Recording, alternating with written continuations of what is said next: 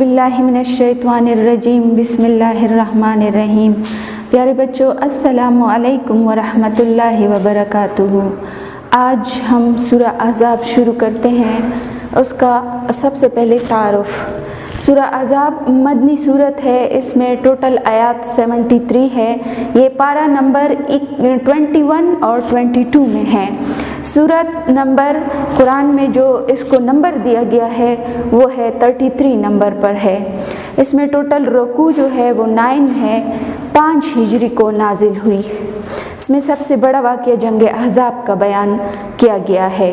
جنگ احزاب کا دوسرا نام جنگ خندق ہے۔ اس کے علاوہ بہت سارے احکامات اس میں بیان ہوئے ہیں، جیسے منہ بولے بیٹے کے بارے میں حکم، زہار کا حکم، پردے کا حکم، ازواج مطہرات کو احکام جاری کر دیے گئے ہیں، نبی کریم صلی اللہ علیہ وسلم کے گھر کے آداب بیان کیے گئے ہیں، طلاق کا خاص حکم بیان ہوا ہے، حضور صلی اللہ علیہ وسلم کے نکاح کے خصوصی ضوابط بیان کیے گئے ہیں، درود و سلام کا حکم ہے، سچی بات کا حکم ہے کہ وقولوا قولا سدیدا، اور جب بات کرو تو سچی کیا کرو۔ اب سورہ احزاب کے نام کی طرف آتے ہیں۔ احزاب حزب کی جمع ہے، احزاب حزب کی جمع ہے۔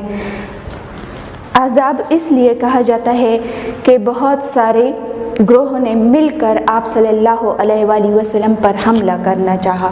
اس کا مطلب ہے گروہ، لشکر،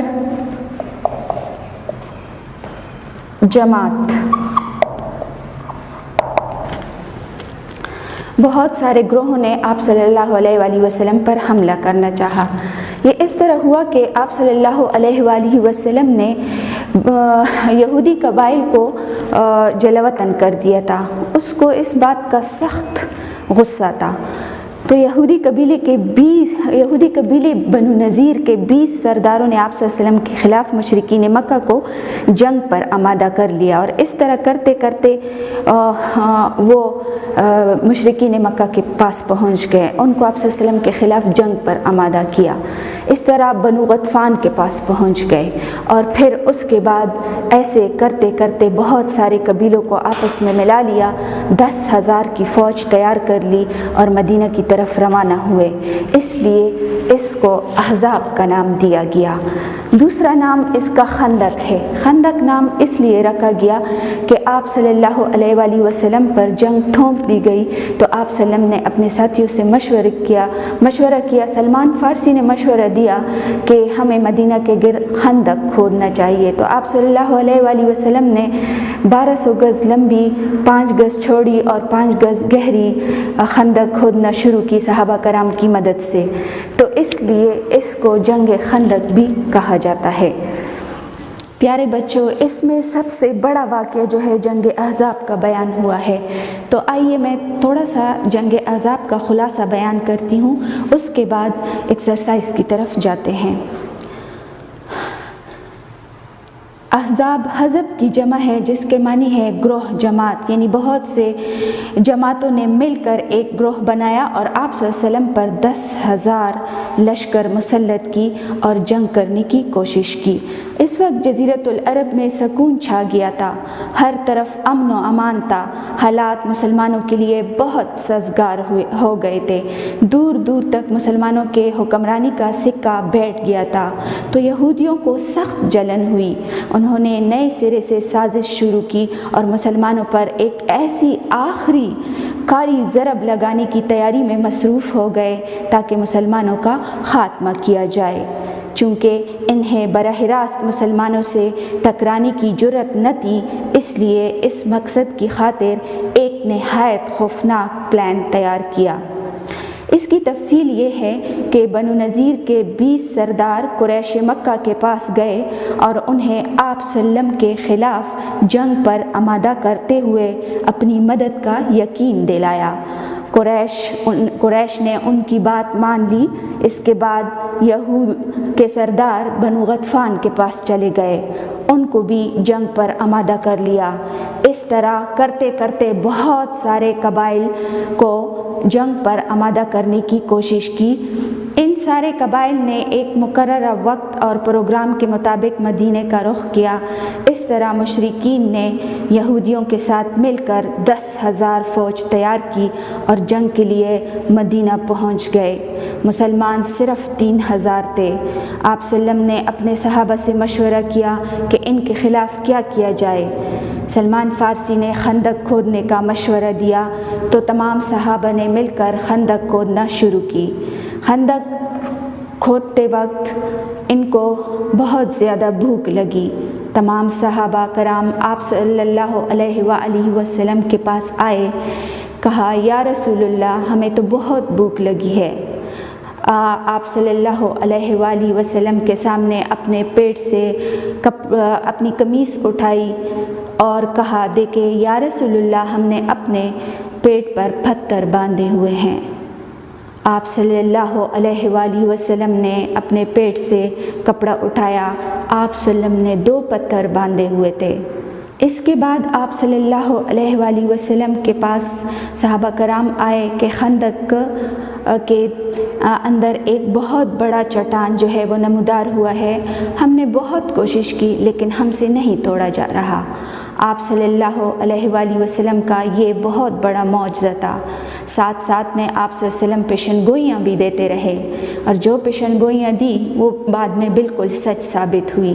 آپ صلی اللہ علیہ وآلہ وسلم نے کدال اٹھائی اور چٹان پر ایک گھنٹی ماری اور اللہ اکبر کا نعرہ لگایا۔ چٹان کا ایک 1/3 حصہ ٹوٹ گیا۔ آپ صلی اللہ علیہ وآلہ وسلم نے فرمایا واللہ مجھے ملک شام کی کنجیاں مل گئی، اس وقت وہاں کے سرخ محلوں کو دیکھ رہا ہوں۔ دوسری ضرب لگائی، اللہ اکبر کا نعرہ لگایا، فرمایا مجھے فارس دیا گیا، واللہ میں اس میں مدائن کا سفید محل دیکھ رہا ہوں۔ تیسری ضرب لگائی، باقی چٹان ٹوٹ گیا اور پھر آپ صلی اللہ علیہ وسلم نے فرمایا مجھے یمن کی کنجیاں مل گئی، واللہ میں اس وقت اپنی جگہ سے صنعا کے پاٹک کو دیکھ رہا ہوں۔ جو میں آپ لوگوں کو یہ بھی بتاتی چلوں کہ یہ جنگ آمنے سامنے نہیں لڑی گئی تھی، بلکہ اللہ تعالیٰ کی مدد سے مسلمانوں نے فتح حاصل کر لی اور دشمن بدترین شکست سے دوچار ہوئے۔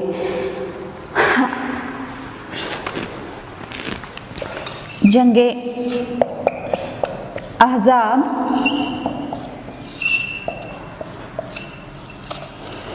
آمنے سامنے نہیں لڑی گئی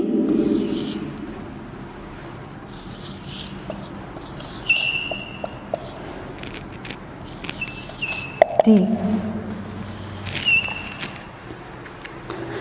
اللہ تعالیٰ نے سورہ احزاب میں فرمایا فَأَرْسَلْنَا عَلَيْهِمْ رِيحًا، اور ہم نے ایسی ہوا بھیجی جس کے ذریعے ان لوگوں کو شکست ہوئی۔ کیسی ہوا؟ ٹورنیڈو جیسی ہوا، کہ کہتے ہیں کہ ایسی سخت تند تیز ہوا تھی کہ ان کے سارے ٹینٹ جو تھے وہ اکھڑ گئے، سواری کے جانور تتر بتر ہو گئے اور ہوا پتھر اٹھا کر ان کے منہ پر دے مارتی تھی۔ کہتے ہیں کہ اس لشکر کا سردار ابو سفیان تھا۔ جب ابو سفیان نے دیکھا کہ ہوا ہمیں بری طرح نقصان پہنچا رہے ہیں تو وہ اپنے اونٹ پر یا گھوڑے پر بیٹھ کر بھاگنے لگا اور اپنے ساتھیوں کو آواز دی اے لوگو غنیمت اس میں ہے کہ ہم اپنے گھروں کو لوٹ چلیں۔ اور اللہ تعالیٰ نے سورہ احزاب میں دوسری مدد کا اعلان فرماتا ہے وَجُنُودًا لَمْ تَرَوْهَا، اور ہم نے فرشتوں کا ایک ایسا لشکر بھیجا جس کو تم نہیں دیکھ سکتے تھے۔ ہوا کے ساتھ ساتھ فرشتوں نے بھی ان کو مار گرایا اور اس طرح آپ صلی اللہ علیہ وآلہ وسلم اور ساتھیوں نے یہ جنگ جیت لی۔ اس کے علاوہ ایک اور اللہ تعالیٰ کی طرف سے مدد تھی، نعیم بن مسعود ایک ایسے صحابی تھے جو ابھی مسلمان ہوئے تھے۔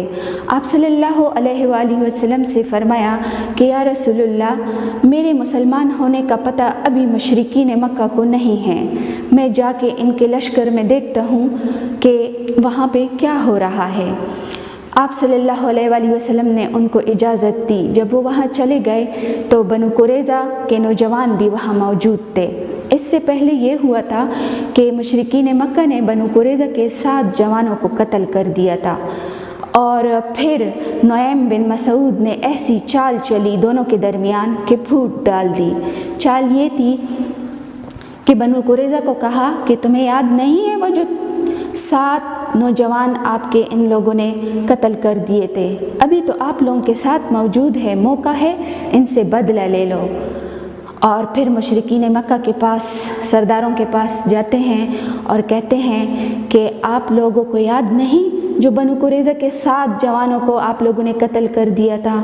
اب اس طرح ہے کہ یہ لوگ تو آپ لوگوں سے بدلہ لیں گے۔ تو اس طرح ایک دوسرے کے کان میں لوگ باتیں کرنے لگے اور آپس میں بڑی اختلافات پڑ گئی، پھوٹ پڑ گئی۔ اس طرح یہ بھی اللہ تعالیٰ کی طرف سے ایک مدد تھی۔ ہمارے بچوں، یہ جنگ احزاب کا چھوٹا سا خلاصہ تھا۔ اب ہم کتاب کی طرف آتے ہیں۔ اپنی درسی کتاب اسلامیات جماعت دہم کھولیے، اس میں سورہ احزاب پیج نمبر 59 سوال نمبر 1 ہے کہ سورہ احزاب کی ابتدا میں رسول صلی اللہ علیہ وآلہ وسلم کو کن باتوں کی تلقین کی گئی؟ یعنی اللہ تعالیٰ نے آپ صلی اللہ علیہ وسلم کو اپنی طرف سے کن باتوں کی تلقین کی ہے؟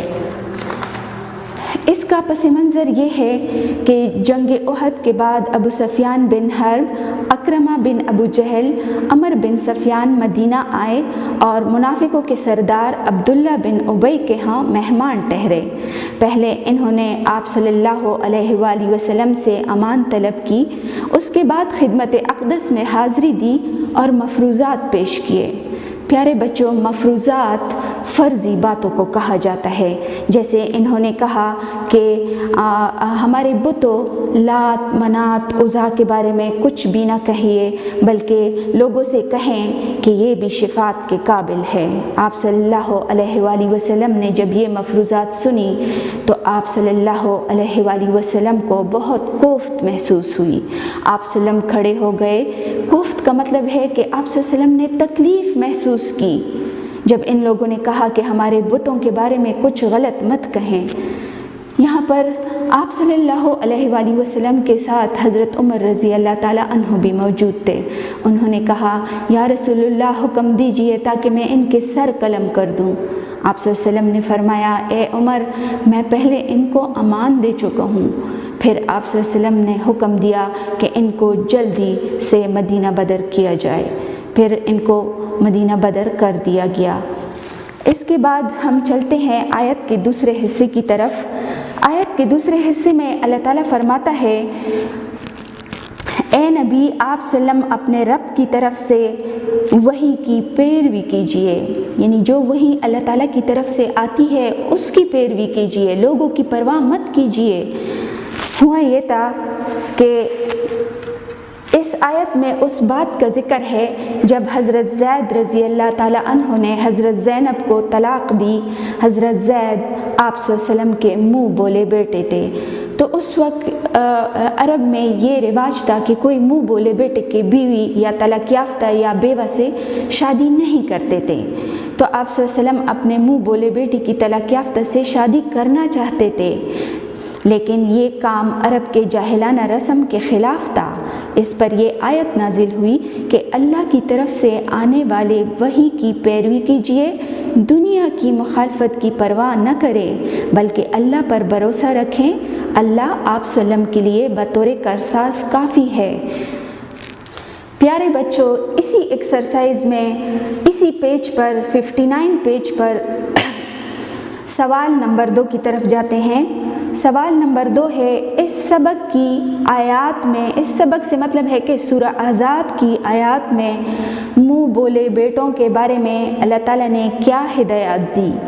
تو سب سے پہلے ترجمہ کی طرف جاتے ہیں۔ آیت نمبر 4 تا 5 میں اللہ تعالیٰ فرماتا ہے، اور نہ تمہارے لے پالک اڈاپٹڈ چائلڈ کو کہتے ہیں، منہ بولے بیٹے کو کہتے ہیں، اور اس کا دوسرا نام متبنہ ہے۔ کیا نام ہے؟ دوسرا متبنہ نام ہے، لے پالک بھی کہتے ہیں، اڈاپٹڈ چائلڈ بھی کہتے ہیں، اور عربی میں متبنہ کہتے ہیں۔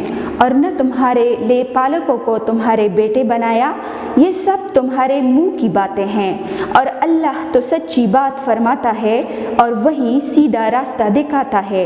مومنوں، لے پالکوں کو ان کے اصلی باپوں کے نام سے پکارا کرو، یہ اللہ کے نزدیک زیادہ درست بات ہے۔ اگر تم کو ان کے باپوں کا پتہ نہ ہو، نامعلوم ہو وہ، تو دین میں تمہارے بھائی اور دوست ہیں، اور جو بات تم سے پہلے غلطی سے ہو چکی اس پر تمہیں کوئی گناہ نہیں ملے گا، لیکن جو قصداً دلی ارادے سے جان بوجھ کر تم کرو گے اس پر مواخذہ ہوگا، اور خدا بخشنے والا مہربان ہے۔ جواب کی طرف آتے ہیں۔ اس کا تھوڑا سا پس منظر میں بتاتی ہوں کہ عرب میں اڈاپٹڈ چائلڈ، منہ بولے بیٹے، متبنہ لے پالکوں کے ساتھ کیا سلوک کیا جاتا تھا۔ عرب میں یہ رواج تھا کہ اگر کوئی کسی کو متبنہ یعنی منہ بولا بیٹا بنا دیتا تو اس کو اس کے اصلی بیٹے کے جیسے حقوق مل جاتے۔ اس عمل کی وجہ سے کافی پیچیدگیاں پیدا ہو جاتی تھی، اور اس میں خونی رشتہ داروں کی حق تلفی بھی ہو جاتی تھی۔ اسلام نے اس جاہلانہ رسم کو ختم کر دیا۔ اللہ تعالیٰ نے حکم جاری کیا متبنہ کے بارے میں آپ لوگوں کو بتا چکی ہوں کہ متبنہ اڈاپٹڈ چائلڈ، منہ بولے بیٹے کو کہا جاتا ہے۔ اللہ تعالیٰ نے فرمایا ان متبنہ کو باپ کی نسبت سے بلایا کرو، یعنی باپ کے نام سے پکارا کرو۔ قرآن میں اللہ تعالیٰ نے فرمایا کہ منہ بولے بیٹے کو اصلی باپ کی نام سے پکارا کرو۔ اس حکم کے تعمیل کے نتیجے میں زید بن محمد کو زید بن حارث کے نام سے پکارا جانے لگا۔ زید بن محمد کا میں آپ لوگوں کو بتاتی چلوں کہ زید آپ صلی اللہ علیہ وآلہ وسلم کے منہ بولے بیٹے تھے۔ پھر جب وہ بڑے ہو گئے تو لوگوں نے زید بن حارث کو، اس کے اصلی باپ کا نام حارث تھا، تو زید بن محمد کہنا شروع کیا۔ اللہ تعالیٰ نے یہ حکم آپ صلی اللہ علیہ وسلم ہی کے ذریعے ختم کیا۔ اس کا جواب جو ہے کہ آپ صلی اللہ علیہ وسلم کے ذریعے ختم کیا ایک اور سوال میں آتا ہے، اس میں تفصیل سے بتاؤں گی۔ اب چلتے ہیں اڈاپٹڈ چائلڈ کے بارے میں کہ آپ صلی اللہ علیہ وآلہ وسلم نے کیا فرمایا اس کے بارے میں۔ آپ صلی اللہ علیہ وسلم نے فرمایا جس نے اپنے باپ کے سوا کسی اور کو باپ کہا ایسی صورت میں کہ وہ جانتا ہے کہ وہ شخص تو اس کا باپ ہی نہیں، تو اس پر جنت حرام ہے۔ اللہ تعالیٰ نے قرآن میں فرمایا کہ منصفانہ بات کیا کرو۔ اب دیکھتے ہیں کہ منصفانہ بات کیا ہے اللہ تعالیٰ کے نزدیک۔ اللہ تعالیٰ فرماتا ہے کہ یہ بات اللہ کے نزدیک زیادہ منصفانہ ہے کہ منہ بولے بیٹوں کو ان کے باپوں کی نسبت سے بلایا جائے۔ اگر اصلی باپ کا پتہ نہیں ہے تو یہ تمہارے منہ بولے بیٹے دینی بھائی اور دوست ہے۔ پھر اس کے بارے میں آپ صلی اللہ علیہ وآلہ وسلم نے فرمایا کہ اگر تم کسی بچے کو اڈاپٹ کرو، کوئی بچہ تمہیں باہر سے ملے، لاوارث پڑا ہوا ملے، تم اس کو اپنے گھر لے آؤ، اپنے گود میں ڈالو، یا اس طرح کوئی اور بچہ تمہیں کوئی اور دے دے، تو ان سب کو تم اپنے شوہر کا نام نہیں دے سکتے ہو۔ کوئی مرد اٹھائے تو وہ اپنا نام نہیں دے سکتا۔ ان کے لیے کچھ الفاظ استعمال ہوتے ہیں کہ ان کے رجسٹریشن کے خانے میں لکھ دیے جائیں، اور وہ ہے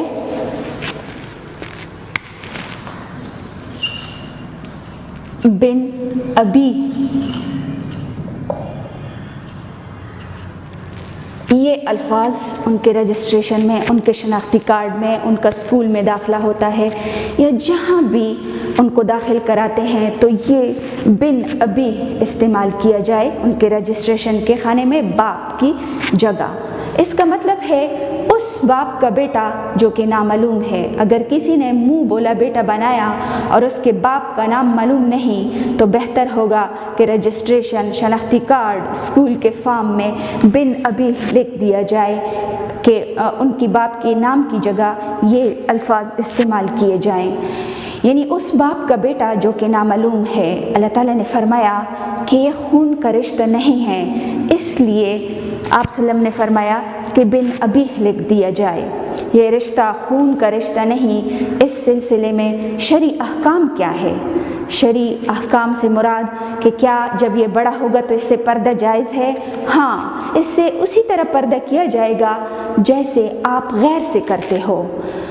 اس سے نکاح بھی جائز ہے، جیسے غیر سے نکاح جائز ہے اسی طرح اس اڈاپٹڈ چائلڈ کے ساتھ بھی نکاح جائز ہے۔ اگر وہ غیر ہے یعنی بانجا نہیں، بتیجا نہیں، بھائی نہیں، وہ رشتے جس سے نکاح نہیں ہو سکتا، اگر وہ ان رشتوں کے علاوہ کوئی بچہ ہے اڈاپٹ کیا تو پھر ان سے نکاح بھی جائز ہے، ان سے پردہ بھی جائز ہے، ان کے ساتھ وہی سلوک کیا جائے گا جو اجنبیوں کے ساتھ کیا جاتا ہے۔ اللہ تعالیٰ نے قرآن میں فرمایا گزشتہ امور پر کوئی مواخذہ نہیں، یعنی جو تم اس حکم سے پہلے کر چکے، کسی کا بیٹا اٹھایا، کسی اور کا بیٹا پیدا کیا، شوہر کا نام دیا، کہیں سے کوئی بچہ جو ہے وہ اڈاپٹ کیا اور اپنے شوہر کا نام دیا، چونکہ یہ حکم نازل نہیں ہوا تھا، اس حکم کے آنے سے پہلے تم نے جو کچھ بھی کیا ہے اس پر کوئی سزا نہیں۔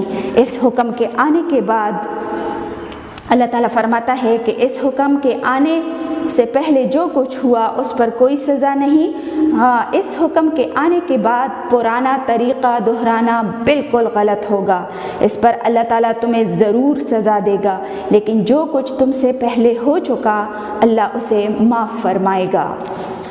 پیارے بچوں، اسی پیج پر عبارات کی طرف آتے ہیں۔ پہلی عبارت ہے ہمارے پاس النبی اولا، نبی صلی اللہ علیہ وسلم زیادہ مقدم ہے، بالمؤمنین مومنوں پر، من انفسہم ان کی جانوں سے بھی زیادہ، وازواجہ امہاتہم اور آپ صلی اللہ علیہ وسلم کی ازواج مطہرات مومنوں کی مائیں ہیں۔ ایک دفعہ پھر سن لیجئے، النبی اولا، آپ صلی اللہ علیہ وآلہ وسلم مقدم ہے، زیادہ حق رکھتے ہیں، بالمؤمنین مومنوں پر، من انفسہم ان کے جانوں سے بھی زیادہ، وازواجہ اور آپ صلی اللہ علیہ وسلم کے ازواج مطہرات، امہاتہم مومنوں کی مائیں ہیں۔ تشریح: آپ صلی اللہ علیہ وسلم اپنی امت کے لیے انتہائی خیر خواہ ہے۔ آپ صلی اللہ علیہ وسلم اپنی امت کے لیے رحمت شفقت کا ذریعہ ہے۔ آپ صلی اللہ علیہ وسلم ان کے لیے فلاح، آپ صلی اللہ علیہ وسلم مومنوں کی فلاح کے لیے خواہش مند ہے، تو آپ صلی اللہ علیہ وسلم کا امت پر بھی حق بنتا ہے کہ وہ آپ صلی اللہ علیہ وسلم کو اپنی جان اور قریبی رشتہ داروں سے بھی بڑھ کر عزت دے۔ النبی اولا، اولا کے معنی ہے حق۔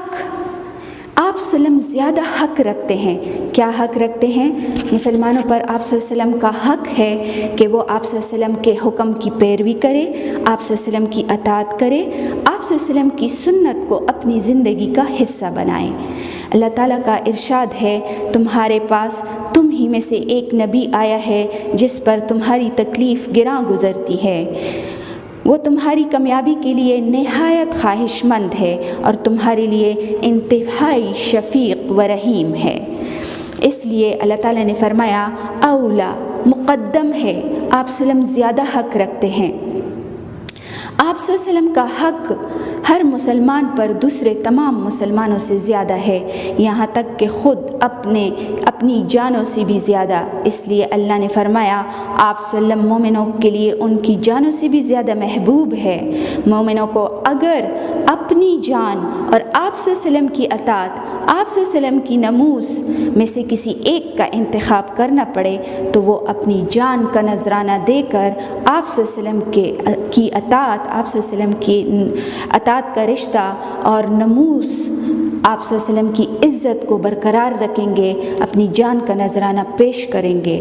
اللہ کا ارشاد ہے، کسی مرد اور عورت کو یہ حق حاصل نہیں ہے کہ جب آپ صلی اللہ علیہ وسلم ان کے درمیان کوئی فیصلہ کرے پھر وہ اس میں اپنا کوئی اختیار سمجھے یا منمانی کرے، اور جو نافرمانی کرتا ہے اللہ اور اس کے رسول کی تو وہ کلی گمراہی میں پڑا۔ اس لیے اللہ تعالیٰ نے فرمایا زیادہ حق رکھتا ہے، اگر اطاعت نہیں کرو گے، سنت پر عمل نہیں کرو گے، حکم کی نافرمانی کرو گے تو تم کلی گمراہی میں پڑ گئے۔ اس لیے آپ صلی اللہ علیہ وآلہ وسلم کی سنت کو اپنی زندگی کا حصہ بنا دینا چاہیے۔ آیت کے دوسرے حصے میں اللہ تعالیٰ نے فرمایا وَأَزْوَاجُهُ أُمَّهَاتُهُمْ، اور آپ صلی اللہ علیہ وسلم کی ازواج مطہرات مومنوں کی مائیں ہیں۔ یہ اللہ تعالیٰ نے اس لیے فرمایا کہ آپ صلی اللہ علیہ وآلہ وسلم کے ساتھ تعلق کی بنا پر ازواج مطہرات کو اللہ تعالیٰ نے بلند مقام عطا کیا ہے۔ آپ صلی اللہ علیہ وسلم کی بیویاں مومنوں کی مائیں ہیں، امہات المؤمنین کا خطاب دیا ہے، یعنی مومنوں کی مائیں۔ آپ صلی اللہ علیہ وسلم کی بیویاں مومنوں کی روحانی مائیں ہیں۔ یہ اس تعلق کے خاص کا قدرتی نتیجہ بیان ہوا ہے جو ہر امتی کو آپ صلی اللہ علیہ وآلہ وسلم کے ساتھ ہوتا ہے۔ اگر اس تعلق کے خاص میں نفاق یعنی منافقت کا جذبہ نہ ہو تو فطری طور پر ہر مسلمان کا ازواج مطہرات کے ساتھ وہی رشتہ ہوگا جو شریف بیٹوں کے اندر اپنی ماؤں کے لیے ہوتا ہے۔ آپ صلی اللہ علیہ وسلم کے ساتھ تعلق کی بنا پر ازواج مطہرات کے لیے ایسا احترام ہونا چاہیے کہ کوئی شخص ان کے ساتھ نکاح کا تصور بھی نہ کر سکے۔ اس سے الگ اگر کوئی سوچ سکتا ہے تو وہ کافر اور منافق ہی ہو سکتے ہیں۔ ان کے ساتھ تنہائی میں بیٹھنا، بے تکلف گفتگو کرنا مناسب و جائز نہیں تھا۔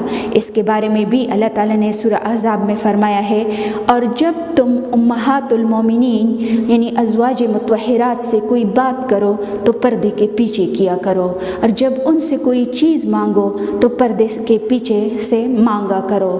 ازواج مطہرات کا بہت بلند مقام ہے کیونکہ وہ آپ صلی اللہ علیہ وسلم کی بیویاں ہیں، اس لیے ہمیں ان کی اسی طرح عزت کرنی چاہیے جس طرح اللہ تعالیٰ نے سورہ احزاب میں حکم دیا ہے۔ نمبر 59 عبارت نمبر ب شروع کرتے ہیں۔ ما جعل اللہ، نہیں بنایا اللہ تعالیٰ نے، لرجل کسی آدمی، من قلبین دو دل، فی جوفہ اس کے سینے میں۔ اللہ تعالیٰ نے کسی آدمی کے سینے میں دو دل نہیں بنائے۔ اس کے مفہوم کی طرف جاتے ہیں۔ پہلے دل کے بارے میں بتاتی ہوں کہ دل کیا چیز ہے۔ دل جسم میں دو کام کرتا رہتا ہے، ایک تو ہر وقت دھڑکتا رہتا ہے اور خون پمپ کر کے جسم کے ہر حصے کو خاص کر دماغ کو پہنچاتا رہتا ہے۔ دوسرا یہ کہ دل میں خواہشات پیدا ہوتے ہیں۔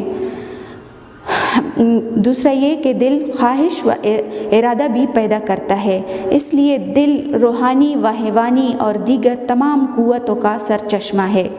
اس کا مطلب ہے کہ انسان کے سینے میں دو دل نہیں ہو سکتے، دل صرف ایک ہوتا ہے۔ مفسرین نے اس پر تبصرہ کیا ہے۔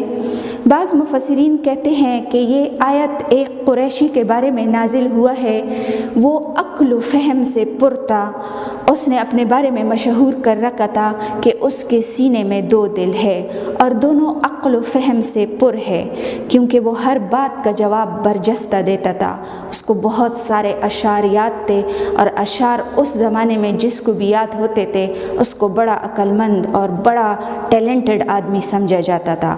تو جب بھی کوئی ان سے سوال کرتا تھا، کوئی بات کرتا تھا تو وہ اس کا برجستہ جواب دیتا تھا۔ لیکن اللہ تعالیٰ نے اس آیت میں واضح طور پر فرمایا اللہ نے کسی آدمی کے سینے میں دو دل نہیں بنائے، دل صرف ایک ہوتا ہے۔ یہ تو سائنس نے بھی آج ثابت کر دیا ہے کہ دل صرف ایک ہوتا ہے انسان کے سینے میں۔ اس کے بعد زہری رحمۃ اللہ کا بیان ہے، وہ فرماتے ہیں کہ یہ تو اللہ تعالیٰ نے بطور مثال بیان فرمایا ہے کہ جس طرح ایک شخص کے دو باپ نہیں ہو سکتے، اسی طرح کسی آدمی کے سینے میں دو دل نہیں ہو سکتے۔ کہتے ہیں کہ اللہ تعالیٰ نے ہر انسان کو 2 آنکھیں، 2 کان، 2 ہاتھ، 2 پاؤں دیے ہیں، لیکن دل صرف ایک دیا ہے۔ یہاں متضاد خیالات کی کوئی گنجائش نہیں، یعنی یہ ناممکن ہے کہ آپ ایک ہی وقت میں کفر اور اسلام دونوں کے علمبردار بنے پھرتے رہے۔ حق و باطل دونوں کے ساتھ بیک وقت رشتہ نہیں جوڑا جا سکتا۔ اگر کوئی کہتا ہے کہ میں حق پر بھی ہوں اور باطل کو بھی مانتا ہوں تو وہ ایسا ہے جیسے 2 کشتیوں میں سوار ہوا۔ جو بھی 2 کشتیوں میں سوار ہو جاتا ہے، دریا کو یا سمندر کو عبور کرنا چاہتا ہے تو وہ ڈوب جاتا ہے، غرق ہو جاتا ہے۔ اس لیے اللہ تعالیٰ نے انسان کے سینے میں ایک دل بنایا، 2 دل نہیں بنائے۔ بچوں اسی پیج یعنی پیج 59 پر عبارت جیم پڑھتے ہیں اور پھر اس کا مفہوم بھی میں بتاتی ہوں۔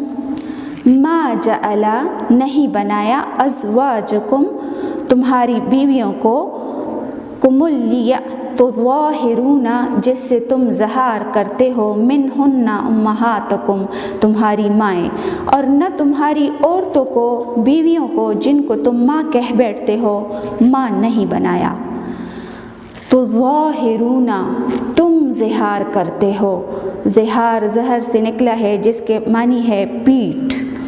اہل عرب کبھی کبھار غصے میں آ کر اپنی بیویوں سے کہتے تھے تم مجھ پر میری ماں کی پیٹھ کی طرح حرام ہو۔ ان کے الفاظ یہ ہوتے تھے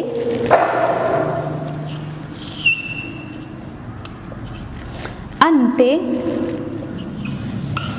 علیہ کظہر امی، انت علیہ کظہر امی، تم مجھ پر میری ماں کی پیٹھ کی طرح حرام ہو۔ ان کے الفاظ یہ تھے انت علیہ کظہر امی، یہ بات زبان سے نکل جاتی تھی تو وہ عورت اس مرد کے لیے ہمیشہ کے لیے حرام ہو جاتی تھی، یعنی ان کے درمیان طلاق ہو جاتی تھی۔ یہ طلاق انہی الفاظ کے ساتھ مخصوص نہیں تھا، بلکہ کوئی بھی شخص اپنی بیوی کو محرمات کہتے ہیں نانی، دادی، بیٹی، بہن، بانجی، بھتیجی، اپنے محرمات کے جسم کے کسی بھی حصے سے با ارادہ تحریم یعنی حرمت کے ارادے سے متشابہ قرار دے دیتا، یعنی کہتا کہ تم میری بیٹی کی آنکھوں کی طرح مجھ پر حرام ہو، تم میری بہن کی ناک کی طرح مجھ پر حرام ہو، تو یہ ان کے درمیان ہمیشہ کے لیے طلاق ہو جاتی تھی۔ تو اس کا حکم بالکل زہار کی طرح ہوتا تھا۔ یہ طلاق مغلظہ کی صورت تھی۔ طلاق مغلظہ اس طلاق کو کہا جاتا ہے کہ آدمی کھڑا ہو جائے اور اپنی بیوی کو ایک ہی سانس میں 3 طلاقیں دے تو اسے طلاق مغلظہ کہا جاتا ہے۔ عرب میں یہ رواج جو تھا، زہار کا رواج جو تھا، یہ بھی اسی طرح طلاق مغلظہ کی طرح تھا۔ عرب میں یہ صورت طلاق مغلظہ کے مانند تھی، جس کے بعد کسی بھی شخص کے لیے بیوی سے رجوع کی کوئی صورت باقی نہیں رہ جاتی تھی۔ تو اللہ تعالیٰ نے سورہ احزاب میں فرمایا تم میں سے جو لوگ اپنی بیویوں سے زہار کرتا ہے، یعنی انہیں اپنی ماں کہہ بیٹھتا ہے، تو وہ ان کی مائیں نہیں ہے۔ ان کی مائیں تو وہ ہے جن کے شکم یعنی پیٹ سے وہ پیدا ہوئے ہیں۔ یقیناً یہ لوگ نامعقول بات کہتے ہیں، بے شک اللہ معاف کرنے والا مہربان ہے۔ سورہ مجادلہ آیت نمبر 1-4 میں اللہ تعالیٰ فرماتا ہے، اس کا میں تھوڑا سا آپ لوگوں کو تھوڑی سی تشریح بتاتی ہوں کہ یہ سورہ مجادلہ آیت نمبر 1-4 میں کیا ہوا تھا۔ آپ صلی اللہ علیہ وآلہ وسلم کے پاس حضرت خولہ رضی اللہ تعالیٰ عنہ آئی۔ انہوں نے کہا یا رسول اللہ، مجھے تو زہار ہو گیا ہے، میرے چھوٹے چھوٹے بچے ہیں اور میں اگر اس گھر میں رہتی ہوں ان بچوں کے ساتھ تو وہ شخص تو میرے لیے حرام ہو چکا ہے کیونکہ اس نے میرے ساتھ زہار کیا ہے۔ اگر بچوں کو اپنے ساتھ لے جاتی ہوں تو میں کہاں سے کھلاؤں گی پھیلاؤں گی؟ کہتے ہیں کہ یہاں پر اللہ تعالیٰ نے فرمایا یجادلونک، وہ تم سے لڑ رہی ہے، جھگڑ رہی ہے۔ یہاں پر حضرت عائشہ بھی آپ صلی اللہ علیہ وآلہ وسلم کے ساتھ موجود تھی۔ حضرت عائشہ نے فرمایا خولا چپ ہو جاؤ، مجھے لگتا ہے کہ تمہارے حق میں وحی آئی ہے۔ کہتے ہیں کہ یہاں پر آپ صلی اللہ علیہ وآلہ وسلم کو پسینہ آیا اور آپ صلی اللہ علیہ وسلم بالکل خاموش ہو گئے۔ جب وحی آئی اس کے بعد آپ صلی اللہ علیہ وآلہ وسلم نے فرمایا کہ اللہ نے اپنی بندی کے فریاد کو سن لیا ہے۔ آپ صلی اللہ علیہ وسلم نے فرمایا کہ اللہ تعالیٰ نے اب زہار کرنے والوں کے لیے کفارہ مقرر کیا ہے۔ سورہ مجادلہ آیت نمبر 1-4 میں اللہ تعالیٰ فرماتا ہے جو لوگ اپنی بیوی سے زہار کرے پھر اپنی کہی ہوئی بات سے رجوع کرے تو اس کو چاہیے کہ ایک دوسرے کو ہاتھ لگانے سے پہلے ایک غلام آزاد کرے۔ نمبر 2، اگر اس کی طاقت نہیں تو 2 مہینے مسلسل روزے رکھے۔ مسلسل کا مطلب یہ ہے کہ بیچ میں گیپ نہیں ہونا چاہیے۔ اگر اس کی بھی طاقت نہیں تو 60 مسکینوں کو کھانا کھلانا ہوگا۔ تو اس طرح عرب جاہلیت سے طلاق مغلظہ کا رواج بھی اللہ تعالیٰ نے ختم کر دیا۔ پیارے بچوں، آج ہم نے آپ لوگوں کو سورہ احزاب کا تعارف کرایا۔ اس کے بعد سورہ احزاب میں جو سب سے بڑا واقعہ جنگ احزاب کا بیان ہوا ہے وہ بھی چھوٹا سا خلاصہ آپ لوگوں نے سن لیا، اور ہم نے فرسٹ ایکسرسائز بھی حل کرا دی۔ میں امید کرتی ہوں کہ آپ لوگوں کو ضرور فائدہ ہوگا۔